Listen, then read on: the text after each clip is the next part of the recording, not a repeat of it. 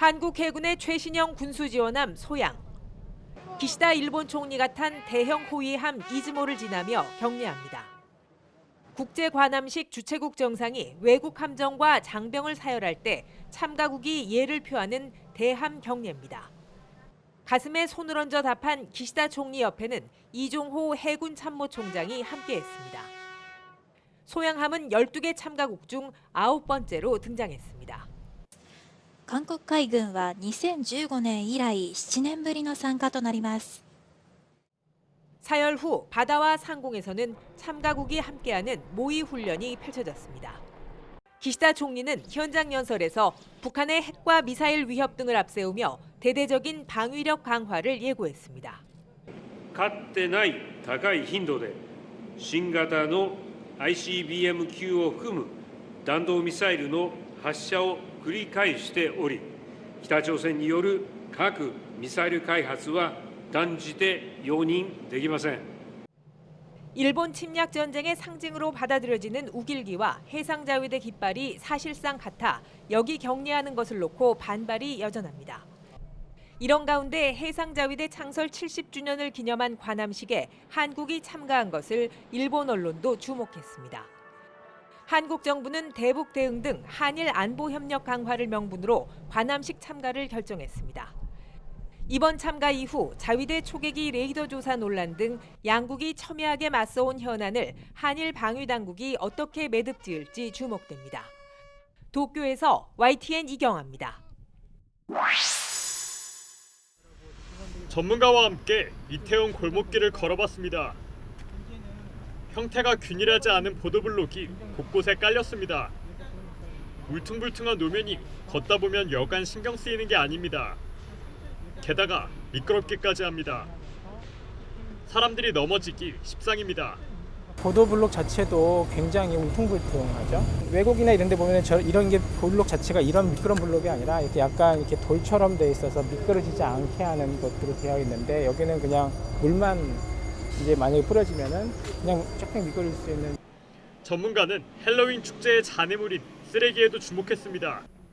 별것 아닌 듯 생각할 수도 있지만 사고를 유발하는 위험 요소라는 겁니다. 할로윈 행사들이 다 마스크라든지 아니면은 뭐 이런 것들이 이제 물병이라든지 다 비닐 소재로 되어 있기 때문에 저런 걸 밟게 되면은 평상시에도 넘어질 수밖에 없는 상황이겠죠. 이렇게 여러 위험 요인이 결합된 상태에서 수많은 인파가 몰리고 누군가 한 명이라도 넘어지면 연쇄적인 사고로 이어질 수 있다는 게 전문가의 지적입니다. 그 힘이 연쇄 반응을 일으키게 되죠. 보통 우리가 그 한 명의 몸무게, 남자 몸무게 한 65kg로 친다면은 그 65kg의 체중이 가해지게 되는 거죠. 그러면 그런 사람들이 10명이 되면은 한 650kg 정도의 이제 힘으로 가해지게 될 겁니다. 작은 위험 요소에도 주의를 기울였더라면 기본적인 것조차 되지 않고 10만 명이 넘는 인파를 받아서 그 인파들에 의해서 행사가 이루어졌고 주체가 없고 그 피해는 고스란히 우리 10대하고 20대들한테 가지 않았나 저는 그렇게 생각을 합니다. 뒤늦은 후회와 아쉬움만 커집니다. YTN 윤성훈입니다.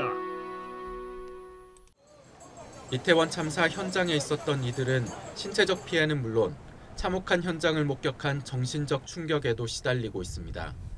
이번 참사에서 생존한 A씨가 외상 후 스트레스 장애 고위험 환자로 분류된 뒤 치료 과정을 온라인에 올린 글에서도 이런 고통을 충분히 알 수 있습니다. A씨는 선생님, 제가 참사 생존자인가요? 라는 제목의 글에서 당시 현장에서 발이 땅에 닿지 않고 숨쉬기 어려운 순간도 있었지만 옆 술집 난간에서 끌어져 살아남았다고 말했습니다. 그런데 그 뒤에 이제 그럼 술 먹고 놀 수 있는 건가 라고 생각했기 때문에 참사 생존자로 분류되는 건 아닌 것 같다고 자책했습니다. 아무래도 가지 말았어야 했다는 생각도 든다고 털어놨습니다. 이에 대해 치료를 담당한 선생님은 가지 말았어야 하는 게 아니라 어디를 가도 안전하게 돌아갈 수 있게 지켜주는 것이 맞다며 놀다가 참사를 당한 게 아니라 살다가 참사를 당한 것이라 말해줬다고 적었습니다. 전문가들은 피해자를 비난하거나 혐오하는 일부의 반응이 이들의 회복을 가로막는 2차 가해라고 거듭 강조합니다. 희생양을 찾는 것이거든요. 물론 원인을 찾기 위해서 노력하는 것은 좋지만 섣부른 원인 판단으로 해서 희생양을 만드는 것은 그 당사자에게 2차 가해가 되는 것이고 피해를 줄 수 있는 것이기 때문에 절대 금해야 되고. 국립정신건강센터가 재난 피해자 1,300여 명을 조사한 연구를 보면 재난 3개월 전에는 없었던 정신질환이 재난 이후 발병한 경우가 11%나 됐습니다. 특히 화재 같은 사회적 재난의 피해자가 정신질환을 겪을 우려가 지진과 홍수 같은 자연재해 피해자보다 6.25배 높았습니다. 전문가들은 이태원 참사도 사회적 재난인 만큼 피해자들의 심리 회복에 1, 2년이 걸릴 수 있다고 봤습니다. 특히 초기 3개월이 중요하다며 이 시기 적극적인 치료를 권유했습니다. 정신건강의학과 의사회는 최근 회원들에게 이태원 참사 피해자들이 상담을 원할 경우 예약과 진료를 신속히 진행해달라는 치료 패스트트랙을 요청했습니다. 정부의 정신건강 위기상담 전화 1577-0199를 통해서도 무료 상담을 받고 치료가 필요하면 병원으로 연결될 수 있습니다. YTN 김평정입니다. 경북 봉화군 아연광산 갱도가 무너진 것은 지난달 26일. 당시 작업자 7명 가운데 5명은 차례로 빠져나왔지만 2명은 갇히고 말았습니다. 업체 측의 늑장 신고로 뒤늦게 시작된 구조 작업은 험로 그 자체였습니다. 이 통로는 저 작업하는 레일이 안 깔리는 상태고 이 지주대는 그 수십 년 전에 지주한 상태라서 안반이 그 단단하지가 않답니다. 무너질 그 위험도 있기 때문에 어느 지점에 갇혀 있는지 알 수 없어 구조 작업은 더디기만 했습니다. 소방 구조대와 대형 부착 장비가 속속 투입됐습니다. 사고 닷새 뒤 마침내 지름 7.6cm로 지하 170m까지 뚫었지만 좌표가 잘못돼 1차 구조 시도는 실패했습니다. 지금 보시는 이런 장비들이 처음부터 들어왔으면 3일이 아니라 좀 일주일이라는 시간도 앞당길 수 있는 시간들이었는데 그런 부분은 정말 안타깝고요. 다음날 시도된 지름 9.8cm짜리 천공도 실패하자 장소를 9곳으로 늘렸습니다. 마침내 9회째 천공에 성공해 내시경 검사를 하고 고립 추정 장소 옆 갱도를 통해 구조 대원들도 들어갔지만 음파 탐지에 생존 반응은 없었습니다. 추정되는 소리가 있어서 저희가 내시경 검사를 3회 실시를 했습니다. 근데 확인한 결과 물이 떨어지면서 똑똑똑 떨어지는 그 소리로 지금 내시경 결과 판단이 된 겁니다. 봉화 광산 붕괴 사고 열흘째. 마침내 옆 갱도로 들어간 구조대원들이 막힌 마지막 진입로를 확보하면서 갇힌 2명은 무사히 구조됐습니다. YTN 김범환입니다. 병원복을 입고 있지만 건강한 모습의 광산 작업반장 박정아 씨. 지하 200m 갱도에서 고립된 채 9회를 버텨냈다고는 믿기 힘들 정도입니다. 박 씨는 작업 중 벼락치는 소리와 함께 악몽 같은 시간이 시작됐다고 말했습니다. 벼락치는 소리가 나면서 그냥 우등 쾅쾅 막 쏟아지고 붕괴가 되는 거예요. 뭐 파이프, 뭐 나무, HB 막 이런 것들 또 막 토사 막 우릉 꽝꽝 막 하면서 막 쏟아지는 게 한 2시간 정도 그렇게 쏟아지더라고. 칠흑 같은 어둠 속에 탈출로마저 막혔지만 포기하진 않았습니다. 동료와 함께 우회갱도를 찾아 사흘 동안 10여 미터를 파고 들어갔고 남은 화약으로 발파를 시도했습니다. 10개씩 해가지고선 2번 내가 발파를 했었거든요. 막힌 거 뚫으려고. 양이 너무 적어가지고 이 약을 갖다가 집어 넣은 곳만 그냥 구멍이 이렇게 뻥 나고선 그게 파파가 그렇게 제대로 안 되더라고요. 커피포트에 스테인리스 부분을 뜯어내 물을 끓이고 남은 커피 믹스를 나눠 먹으며 버텼습니다. 첫날에는 빨리 끝날 줄 알고 2개 다 먹었어요. 이게 오늘 우리 저녁밥이니까 저녁밥 먹자 그러고 물 먹었어요. 하지만 시간이 지나면서 아껴둔 비품이 바닥나고 체력마저 떨어지자 희망은 점점 사라져 갔습니다. 거의 다 이제 소진돼가지고 이제 끝나는 판인데 안전등도 이게 모든 게 다 떨어진 거예요. 우리가 이제 갖다 놓은 나무, 땔감 나무도 몇 토막이 이제 안 남았었고 중에는 이제 나이타 가스까지도 이제 없어지더라고. 모든 것이 끝났다고 생각하는 순간 극적인 반전이 일어났습니다. 쿵쿵 하는 소리와 함께 빛이 보이더니 동료 직원이 달려들어온 겁니다. 서로 주저앉았죠. 그 친구가 아주 젊은 친구인데 탈북해가지고 아주 열심히 사는 애인데 형님 하면서 막 뛰어오는데 서로 막 부둥켜 안고 울었어요. 그때 막 그 자리에서. 221시간 만에 기적적으로 생還한 노동자들. 이들은 같은 일이 반복되어서는 안 된다며 정부의 광산 안전에 대한 감독을 더 철저히 해달라고 요구했습니다. 여기는 작업을 안 합니다 하니까 들어갈 생각도 안 하고 들어가 보지도 않고 그러다 보니까 이제 이번 같은 사고가 일어난 거 아니겠어요? 수고를 아끼지 않은 구조대와 함께 자기 일인 것처럼 걱정해준 국민에게 감사 인사를 전했습니다. YTN 허성준입니다. 대입의 큰 관문인 대학 수학 능력 시험이 오는 17일 치러집니다. 입시 전문가들은 수능이 자신과의 싸움인 만큼 남은 기간 평정심을 유지하는 게 중요하다고 조언합니다. 특히 이태원 참사 같은 소식을 자꾸 접하면 마음이 흔들릴 수 있으니 당분간 뉴스나 SNS는 멀리해야 합니다. 그 이태원 참사 이런 부분들은 수험생들에게 어떤 그 멘탈 관리에 장애 요인이 될 수 있기 때문에 가족들도 뭐 철저하게 좀 SNS를 좀 차단해 준다라든지 이런 협조를 해주는 것이 바람직합니다. 또 수능까지 시간이 얼마 남지 않은 만큼 새로운 것을 공부하기보다는 오답 노트 중심으로 자신의 약점을 보완하는 것이 좋습니다. 막판 탐구 영역에 시간을 할애하는 것도 좋은 전략입니다. 문항수가 20문제로 적어 한 문제에 따라 점수와 등급 변화의 폭이 크기 때문입니다. 특히 이과는 국어와 수학에서 점수가 높아지면서 과학 탐구에서 변별력이 생기고 문과는 수시 등급을 맞추기 위해서 사회 탐구와 영어의 중요성이 커졌다는 분석입니다. 생체 리듬도 이제는 수능에 맞춰 유지해야 합니다. 수능 당일처럼 아침 6시 30분 정도에 일어나려면 밤 11시쯤 잠자리에 들어 7, 8시간 충분히 잠을 자도록 연습하는 것이 필요합니다. 실제 시험 시간에 맞추어 신체 리듬을 맞추는 것이 중요합니다. 그리고 매일 한 과목 정도의 실전 모의고사를 풀면서 실전 감각을 유지해야 돼 꼼꼼하게 오답 노트 하는 것도 잊지 마셔야 합니다. 또 자신의 계획이 최선이라는 믿음을 가지고 수능 날까지 자신감을 유지하는 것도 중요합니다. 올해 실시된 2개의 평가원 모의고사를 철저하게 분석을 해서 오답을 정리하는 게 중요합니다. 왜냐하면 모의고사 때 틀린 것이 수능에 또 틀릴 확률이 높기 때문에. 특히 코로나 유행세가 다시 커지고 있는 만큼 수험생은 물론 가족도 회식이나 모임을 자제하는 등 코로나 예방에 집중해야 한다고 전문가들은 강조했습니다. YTN 신현주입니다.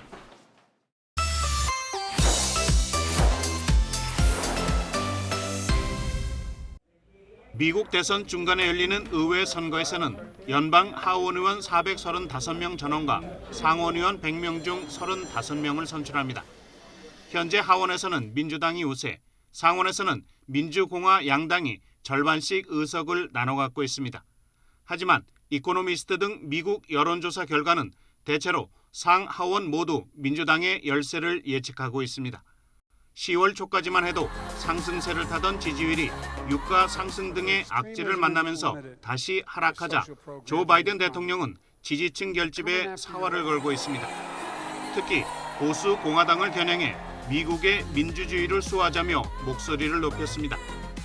We know democracy is at risk. But we also know this.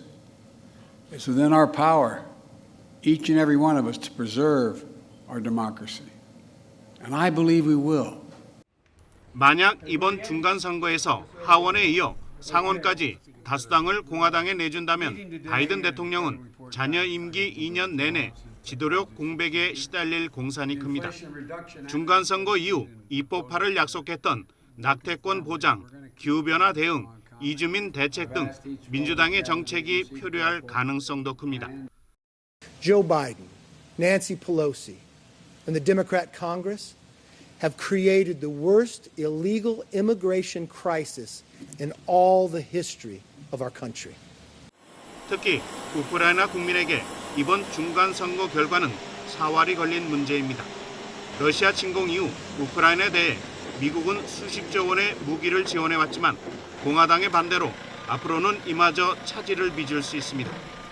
미국 안팎의 정책뿐 아니라 정치적 앙숙인 도널드 트럼프 전 대통령의 정치적 재기는 더더욱 골칫거리입니다. 특히 트럼프가 지지한 후보들이 대거 당선될 경우 공화당에 대한 트럼프의 장악력이 확대되며 2024년 다음 대선에서 민주당은 트럼프를 상대로 다시 어려운 싸움을 할 수도 있습니다. YTN 임수근입니다.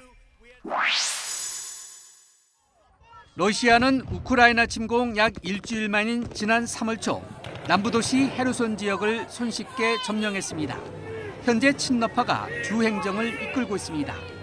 헤르손주는 2014년 러시아가 무력으로 병합한 우크라이나 크림반도와 맞붙은 전략적 요충지로 전쟁의 향배를 가를 대규모 전투를 앞둔 상태입니다. 우크라이나가 지난달 이곳에서 러시아 점령지 약 500제곱킬로미터를 수복한 데 이어 추가 공세를 예고했기 때문입니다. 이에 러시아는 헤르손 민간주택 주변에 지뢰와 폭파물을 설치하며 사실상의 요새화를 진행 중인 것으로 알려졌습니다. 특히 현지 주민 수만 명의 강제 이주와 함께 24시간 통금용도 내려 방어선 구축에 돌입했습니다. Сейчас, конечно, тех, кто проживает в Херсоне, нужно убрать из зоны наиболее опасных действий боевых, потому что гражданское население. 반격을 위해 러시아군의 헤르손 철수설도 솔솔 나오는 상황이지만 우크라이나는 함정일 수 있다며 경계를 늦추지 않고 있습니다. 현지 주민을 방어용 인간방패로 쓸 수 있다는 전망도 나오기 때문입니다. Counteractions. Yeah, so I guess it's some trick. 수세에 내몰린 러시아는 지난 9월 예비군 30만 명을 징집한 데 이어 이번에는 중범죄 전과자를 추가로 동원하기로 했다고 로이터 통신 등 외신이 보도했습니다. 특히 푸틴 러시아 대통령이 범죄자 동원법에 서명했다면서 전쟁에 동원된 인력을 감시하면서 도주할 경우 사살하는 이른바 독전대도 배치해서 운영 중이라고 전했습니다. 헤르손 탈환을 위한 결전을 앞두고 백악관의 국가안보보좌관은 우크라이나를 예고 없이 방문해 지원 방침을 거듭 분명히 했습니다. 미국 등 서방은 처음으로 우크라이나에 개량된 전차 90대의 추가 지원과 함께 스팅어 미사일보다 사거리가 훨씬 긴 호크 미사일도 추가 지원한다고 발표했습니다. YTN 김상호입니다. 중국의 20차 당대회 이후 G7 정상 중 처음으로 시진핑 주석을 만난 올라프 숄츠 독일 총리.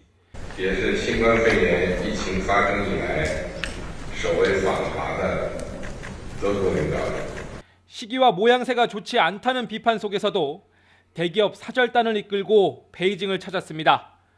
중국에 대한 높은 무역 의존도 때문인데 석탄, 액화 같은 대체 에너지 분야의 협력도 염두에 뒀다는 후문입니다. Und die Möglichkeiten, die wirtschaftlichen Beziehungen weiterzuentwickeln, selbstverständlich auch die Fragen. 앞서 에마뉴엘 마크롱 프랑스 대통령은 난방비 절감 캠페인 차원에서 목티를 입고 나타났었죠. 최근 유럽에선 보온 내복처럼 주로 중국에서 만든 겨울옷 수요가 서너 배 뛰었습니다.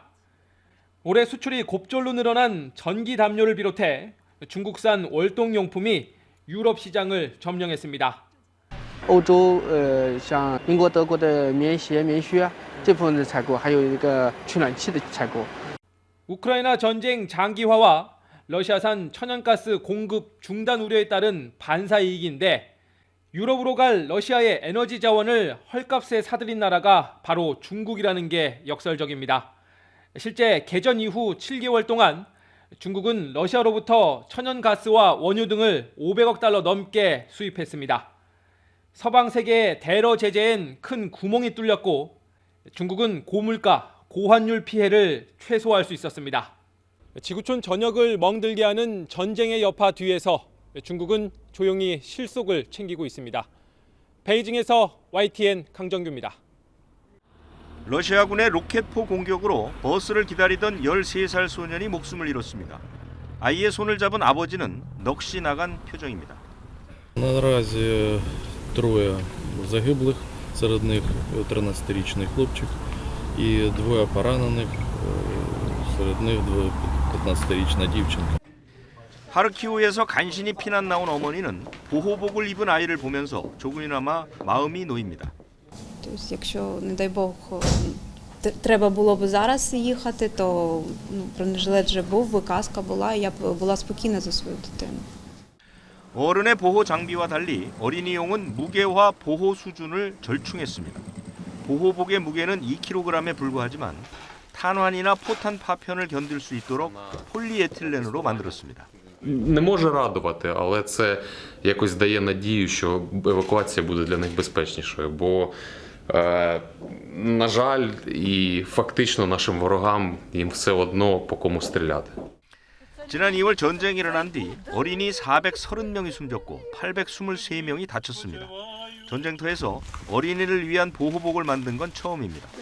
전쟁이 길어지면서 함께 늘어나는 어린이 피해를 크게 줄일 수 있을 것으로 기대됩니다. YTN 유재복입니다.